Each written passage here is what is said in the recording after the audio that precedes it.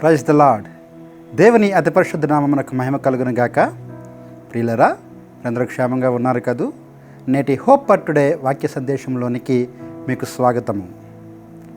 మన యొక్క జీవితాలలో మనకు రెండు విషయాలు చాలా అవసరమై ఉంటాయి. ఒకటి సన్నిధి, రెండు సంరక్షణ.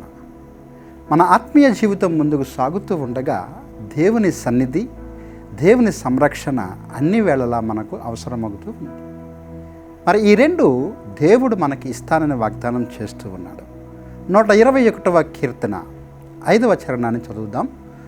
121వ కీర్తన 5వ చరణము.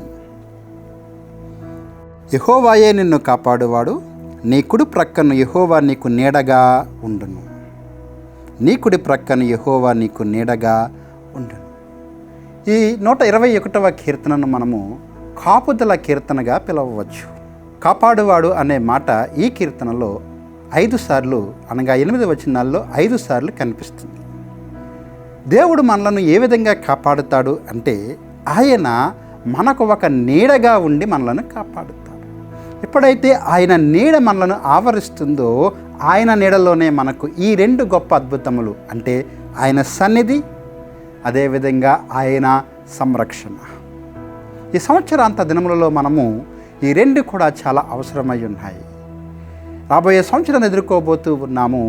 ఆయన మనలను ఈ రెండు ఆశీర్వాదాలతో అంటే ఆయన సన్నిధితో మరియు ఆయన సంరక్షణతో ముందుకు తీసుకెళ్ళిన గాక.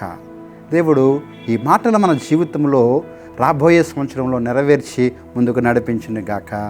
ఆమేన్. ప్రార్థన చేద్దాం. ప్రేమగల ప్రభువా, కృపగల తండ్రి, మీరు మాకు నీడగా ఉండి మీ యొక్క సన్నిధిని, సంరక్షణను మాకు ఇస్తూ ఉన్నందుకు వందనాలు చెల్లిస్తూ మా ప్రియులను మీ చేతులకు అప్పగిస్తూ ఉండగా వారి జీవితంలో మీరు వారికి నీడగా ఉండండి. మా తల్లిదండ్రులు లేదా మా బంధుమిత్రాదులు మమ్మల్ని విడిచినా కానీ మీరు ఎన్నడూ విడవడు కదా ప్రభువా. వారి జీవితాల్లో గొప్ప కార్యం జరిగిస్తారని నమ్మచ్చు. యేసు నామములో అడిగి వేడుకుంటున్నాము తండ్రి. ఆమేన్.